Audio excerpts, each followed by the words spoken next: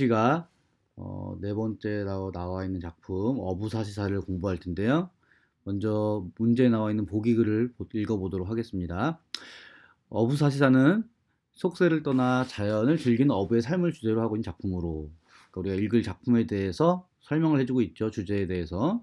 작가인 윤선도는 이 작품이 이연보와 같은 선배 문인들이 즐기는 어부가 계열의 작품을 계승한 것이라 밝힌 바 있다. 자연을 즐기는 어부의 삶을 이전에 어부가에서도 나타내 보여주었다. 윤선도는 기존의 어부가 계열 작품들을 자신의 관점으로 재해석하여 4계절, 4계절을 각각 열수로 구성한 총 40수의 방대한 작품을 짓고, 그래서 춘하 추동으로 10수씩, 봄, 여름, 가을, 겨울 각각 10수씩 40수의 작품을 썼다는 거죠. 이 작품의 뒤에 어부사 여음을 붙여서 작품에 미처 담지 못한 마음도 드러내었다라고 보기가 나와 있습니다. 그리고 가와 나로, 가에는 이연보의 어부단가, 그 다음에 나에는 윤선도의 어부사 여음이 나와 있어요. 자, 가를 잠깐 읽어보면 해석을 같이 해보겠습니다.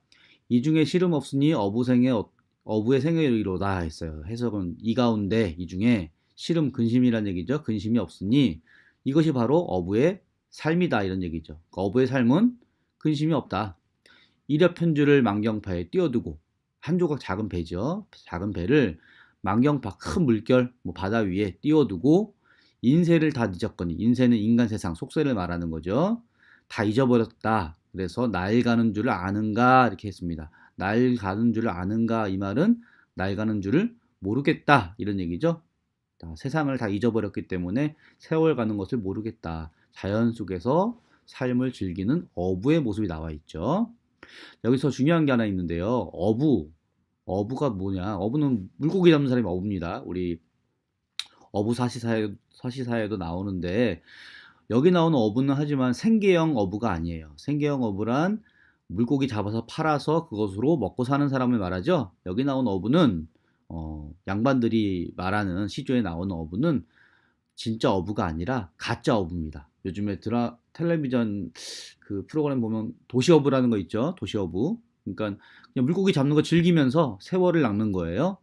어떤 그것 때문에 먹고 사는데 지장이 없습니다. 물고기 못 잡아도 생계에는 지장이 없어요. 양반들 다 땅이 있고 논 있고 밭이 있고 잘 먹고 잘 사는 사람들 많았기 때문에 대부분의 이런 양반 사대부들이 썼던 시조에 나오는, 작품에 나오는 어부는 생계형 어부가 아니라 그냥 자연을 즐기는 그런 어부입니다. 그래서 구분해야 되고요. 그래서 우리가 가짜 어부다. 그래서 가어옹 이렇게 말하기도 합니다. 가어옹. 자, 이연보의 작품에 나온 내용 읽어봤고요. 나를 보면 윤선도의 어부사 여음, 어부사시사 뒤에 붙인 작품입니다. 강산, 자연이죠. 강산이 좋다고 한들 내 분으로 누웠느냐, 내 분수로, 다시 말하면 내 신분이 맞아서 내가 그럴 만한 자격이 있어서 누웠느냐, 그게 아니란 얘기죠. 서리법이에요. 서리법. 님군 은혜를, 누구의 은혜예요? 임금의 은혜를. 자, 연군지사, 연주지사 떠오르죠. 이제 더욱 안오이다. 더 잘 알겠습니다. 결국 말하고자 하는 바는 내가 이렇게 아름다운 자연 속에서 누워서 지내는 것은 그럴 만한 나의 자격이 있어서가 아니라 임금님의 은혜다. 임금님께 은혜를 돌리고 있어요. 아무리 각보자 하여도 하올 일이 없애라. 하올 일이 없단 말은 할 수 있는 일이 없습니다. 없구나, 이런 얘기죠. 그 말은 아무리 노력을 해도 임금님의 은혜는 갚을 수가 없다. 그만큼 임금님의 은혜가 큽니다. 라고 임금님을 칭송하는 거죠. 그래서 윤선도가 어부사시사를 쓴 다음에 이런 자신의 마음, 임금님께 감사하는 마음, 임금님의 은혜를 생각하는 마음을 붙여놓은 작품이 어부사 여음이었습니다. 이제 윤선도의 어부사시사를 볼 텐데요. 우리 수능 특강 교재에는 추사와 동사, 그러니까 춘하, 봄, 여름은 나와 있지 않고 추사와 동사가 각각 4수씩 제시가 되어 있습니다. 같이 볼게요. 일단 시조가 3장6구 45자 내외 이런 평시조의 형식을 갖고 있는데, 윤선도의 어부사시사 같은 경우는 그런 형식에서 좀 벗어난 점이 있습니다. 예, 기본적으로 평시조이지만 두 번째 줄과 네 번째 줄에 보면, 그러니까 초장과 중장 바로 다음에 보면, 초장 다음에 뭐 뱉더라 다 떨어라 이렇게 배가 출항해서 돌아오는 과정, 나와 있죠. 그래서 각 계절마다 1수에는 배를 출항시키고 마지막에 10수에서는 배를 다시 정박시키는 이렇게 출항과 정박까지의 과정으로 시간 순서대로 전개가 되고 있고요. 그 다음에 네 번째 수에는 지국총 어사와라고 써 있죠. 이게 이제 노젓는 소리 의성어를 한자로 표시한 겁니다. 그래서 찌그덕 어여차 뭐 이 정도로 생각을 하면 됩니다. 이건 같은 내용이 계속 반복이 되니까 기억을 하면 되겠습니다. 오늘은 될 수 있으면 좀 해석 중심으로 설명을 할 거고요. 그 다음에 나머지 내용은 이제 수업 시간에 여러분들 수업 시간에 활동으로 같이 풀어보려고 합니다. 자, 먼저 추사의 첫 번째 작품 추1. 물외에 좋은 일이 어부생에 안 이러냐. 자, 물외라는 말이 좀 어려운데요. 물외는 세속을 떠난 곳, 뭐 세상이 아닌 곳, 여기서 말하는 물외는 자연이 되겠죠. 자연. 세상 속세를 떠난 곳이니까 자연입니다. 물외에 좋은 일, 뭐 깨끗한 일이 어부의 생에 안 이러냐. 어부의 생이라는 거는 그 물고기 잡으면서 세월을 낚으면서 자연을 즐기는 그런 삶이란 얘기죠. 아니러냐 아니냐 서리법인데요. 어부의 삶이 가장 좋은 일이다 이렇게 말하고 있는 겁니다. 뱃더라 배를 이제 출항시키는 모습이고요. 어옹을 웃지 마라. 어부와 어옹. 자, 어부도 어옹도 같은 말이죠. 어옹은 좀 노인이에요. 노인. 늙은 노인을 고기잡이 늙은 어인을 말합니다. 어옹을 웃지 마라. 자, 비웃지 마라. 그림마다 그렸더라. 옛 그림에 보면 이렇게 물고기 낚는 어부의 모습, 어옹의 모습을 많이 그려놨다는 거죠. 그만큼 유명하니까 비웃지 마라. 지국총 어사와 뭐라고 했죠? 찌그덕 어여차. 이 정도로 이해하면 됩니다. 사시, 봄, 여름, 가을, 사계절에 흥이 한 가지나 모두 흥겹다. 다 좋다. 하지만 추강이 으뜸이다. 가을 강이 가장 좋다. 그래서 추일에서는 가을 강의 아름다운 모습, 흥취에 대해서 이야기하고 있습니다. 그 다음 추이.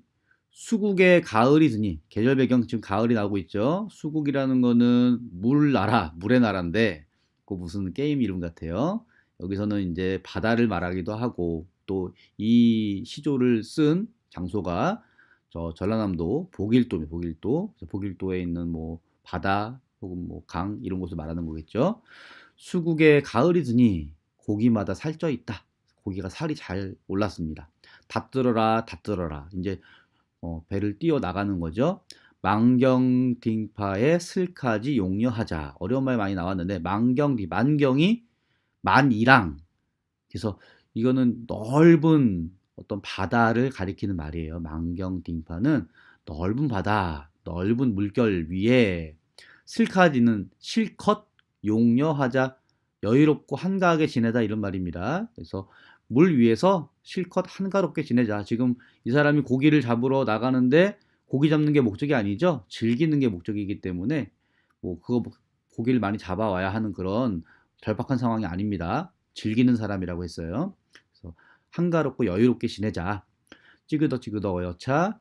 인간을 돌아보니 자기가 이전에 있었던 속세를 바라보니 머더록 더욱 좋다. 멀면 멀수록 더욱 좋구나. 인간 세상 안 좋아. 그래서 지금 대립적인 시어로 자연과 대립이 되는 인간이라는 표현이 나왔습니다. 대립적인 시어고요. 자연이 더 좋다라고 말하고 있는 내용이었어요. 세 번째, 옷 위에 서리 오되. 자, 이제 지금 약간 가을이 되면 서리도 내리고 좀 추위가 다가오게 되죠.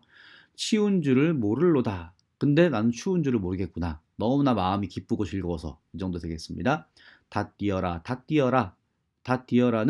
닷을 이제 내리다 이런 얘기예요. 도선이 좁다 하나. 도선은 작은 배. 부세와 어떠하니. 부세는 뜬 세상, 덧없는 세상을 말합니다. 내가 타고 있는 이 배가 좁은 배이지만 뜬 세상, 부질없는 세상과 비교하면 어떠하냐. 다시 말하면 그런 부질없는 세상보다는 이 좁은 배가 좁아도 훨씬 더 나에게는 만족스럽고 좋다라고 말하고 있어요. 내일도 이리하고 모레도 이리하자. 그러니까 나는 계속 이곳에서 고기를 잡으면서 배를 타면서 세월을 즐기면서 자연을 즐기면서 살겠다라는 이야기를 하고 있죠. 뭔가 자기가 살고 있는 이 자연 속에서의 즐기는 삶에 대한 자부심 같은 것들이 나타나 있습니다. 송간석실에 가 효월을 보자 하니, 송간 소나무 사이에 있는 석실은 뭐 집이라고 보면 돼요. 송간석실에 소나무 사이에 있는 집에 가서 효월 새벽달입니다. 어려운 말 잘 별표시 나와 있죠. 새벽달을 보자 하니 배 부태라 배 부태라, 이 사람 이제 배 정박시키고 있어요. 공산 낙엽의 길을 어디 알아볼고, 공산 낙엽 빈 산이죠. 인적이 없는 산의 낙엽, 가을이기 때문에 지금 나뭇잎이 다 떨어져 있죠. 그 길을 어찌 알아보겠는가, 캄캄하니까 알아보기가 힘들겠다 이런 얘기죠. 백운이 쫓아오니 뉘어라이 무겁구나. 백운 흰 구름, 흰 구름이 쫓아오니까 뉘어라의, 요거는 이제 밑에 설명에는 은자의 옷이다 이렇게 나와 있는데, 요거는 풀로 만든 옷입니다. 그러니까 자연 속에 사는 사람이니까 풀로 엮어서 옷을 해 입었나 봐요. 뭐 그런 옷입니다. 그래서 그것조차도 무겁다. 아마 저녁이라 힘들었는지 이렇게 얘기하고 있습니다. 그래서 추 10까지 한번 봤고요. 자, 그 다음에 이제 동 겨울이죠. 계절이 바뀝니다. 아까 가을에는 가을이라는 계절을 알 수 있는 표현이 나왔는데, 동에는 어떤 표현이 나오는가 살펴보겠습니다. 구름 거둔 후에 햇빛이 두텁거다. 구름이 거친 뒤에 햇빛이 두텁다. 비친다. 이런 얘기죠. 뱉더라 뱉더라. 배 띄우는 거고요. 편디 패식호대. 바다흔 의구하다. 천지, 하늘과 땅이 패식은 겨울에 이렇게 꽉 얼어붙어 막힌 것을 말합니다. 그러니까 꽁꽁 얼어붙은 거죠. 천지 패식에 좀 계절 느낌이 나와요. 하지만 바다는 변함이 없다. 그러니까 하늘과 땅 다 얼어붙은 것 같지만 바다는 얼지 않는다 이런 얘기죠. 지국 종지구청 어사와 가없은 물결, 끝없는 물결이 깊은 비단을 말합니다. 비단을 편듯하여 있다. 비단을 펴놓은 것 같다 이런 얘기인데, 그 말은 그만큼 아름답다라는 거죠. 그래서 여기는 비유법도 나오고, 예, 그렇습니다. 그 다음 동 네 번째 동사, 간밤에 눈 갠 후에 경물이 달랐고야. 간밤에 눈이 갠 후에 경물, 경치가 다르구나 이런 뜻이에요. 이어라 이어라, 노저어라 노저어라. 앞에는 만경유리, 뒤에는 천티어목산. 자, 앞에는 이것, 뒤에는 이것. 대꾸법 이루고 있죠. 만경유리는 넓은 바다 정도 생각하면 되겠고요. 천티어목산은 아름다운 산입니다. 그래서 앞에는 넓은 바다가 펼쳐져 있고, 반짝반짝 빛나는 바다가 펼쳐져 있고, 뒤에는 또 아름다운 산, 옷 같은 산이 첩첩이 쌓여 있구나 이런 얘기입니다. 이곳이 바로 선계인가 불계인가, 내가 있는 이곳이 신선이 사는 곳인가, 아니 부처님 계시는 곳인가, 뭐 극락왕생하는 그런 곳인가, 인간이 아니로다, 세상 속세가 아니구나라고 감탄하고 있죠. 역시 자신이 살고 있는 이곳이 가장 좋다, 아름다운 곳이다라고 만족하면서 자부심을 가지고 이야기하고 있습니다. 그 다음, 물가에 외로운 솔 혼자의 씩씩한 곳. 물가에 소나무가 하나 있나 봐요. 너 혼자 어찌 그렇게 씩씩하냐. 서리법이죠. 참으로 씩씩하구나 이런 의미고요. 자, 외로운 솔, 소나무인데 외롭다. 누가 외로운 걸까요? 예, 화자가 사실은 혼자 있다 이런 의미가 되겠는데, 그럼에도 불구하고 씩씩하다, 혼자 있어서 외롭기만 한 것이 아니라 오히려 마음이 더 씩씩하고 굳세다 이런 얘기죠. 배 메어라 배 메어라. 이제 팔수가 되니까 배를 정박시키는 곳으로 가고 있죠. 머흔 구름 한 티 마라. 자, 구름, 머흔은 머흘다, 험하다 이런 뜻이라 험하다. 험한 구름을 한 티, 원망하지 마라. 세상을 가리운다. 구름이 가리니까, 구름 많이 끼어 있으니까 속세가 보이지 않는 얘기지. 그래서 훨씬 더 만족한다, 좋다는 얘기예요. 속세를 가려준다. 파랑성을 염티 마라. 요것도 파랑성은 큰 물결, 작은 물결, 그 파도 소리 이런 겁니다. 물결 소리를 염티, 싫어하지 말아라. 딘헌을 막는도다. 딘헌 역시 뭐냐 하면은 세상을 뜻하는 말이에요. 세상을 뜻하는 말. 그래서 위에 설명을 보면은 새 속에 시끄러운 소리라고 되어 있죠. 자, 그래서 시끄러운 소리를 막아준다. 역시 세상과 딘호는 속세를 가리키는, 뭐 아까 인간과 비슷하게 연결되는 표현들이고 자연과는 대비가 되는 그런 표현입니다. 그러니까 여기서는 속세를 떠나서 속세와 나를 단절시켜주는 것들을 이렇게 얘기하고 있죠. 머흔 구름이나 파랑성이 나와 속세를 단절시켜주는 것. 그래서 여기서 머흔 구름과 파랑성은 나를 도와주는 그런 자연물이라고 보면 되겠습니다. 마지막 동십. 어와 저물어 간다. 날이 저물어 가는구나. 연식이 마땅토다. 편안하게 쉬는 것이 마땅하다. 이제 저녁이 되었으니까 쉬어야겠다는 얘기입니다. 배 붙여라, 배 붙여라.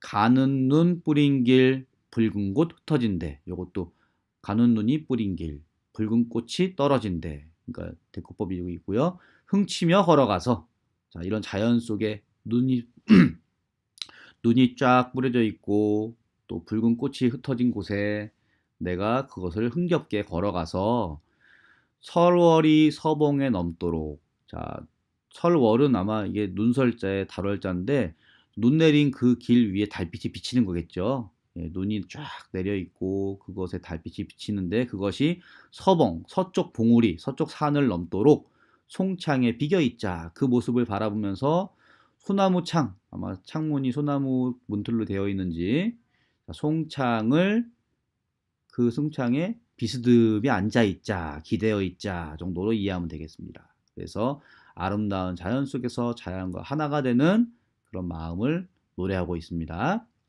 자, 이렇게 해서 오늘 어부사시사를 한번 해석을 해봤고요. 나머지 내용은 수업 시간에 같이 또 공부를 이어서 하도록 하겠습니다. 자, 수고 많았습니다.